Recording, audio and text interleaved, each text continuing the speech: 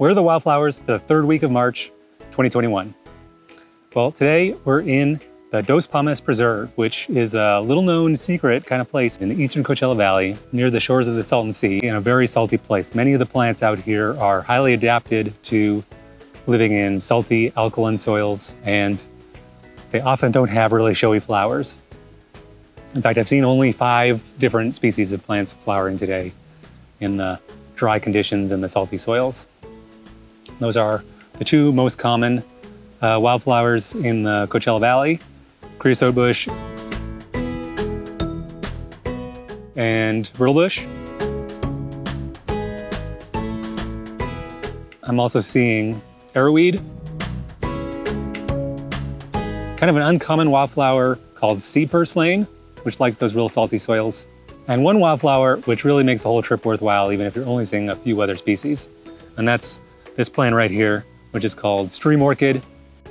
And stream orchids are actually fairly common. It might not be all that exciting to you if you are from another part of California or even the Western United States. You'll find them from Mexico all the way up into Canada in wet environments. But in the desert, there aren't that many wet environments for stream orchids to grow. And now is the time at Dos Palmas to see them blooming.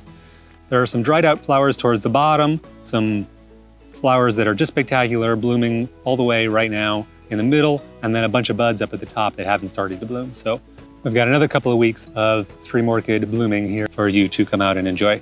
And see the Dos Palmas Preserve, which is this really spectacular and unique environment in the Coachella Valley. You might think by the name when you get here that there's going to be 2 palms growing out of the soil, but that's not the case. In fact, there's closer to 20,000, probably well more than 20,000 palms growing out in the middle of the desert in this spectacular oasis. It seems very out of place. And in fact, it is somewhat out of place. This is actually a, at least partly man-made environment.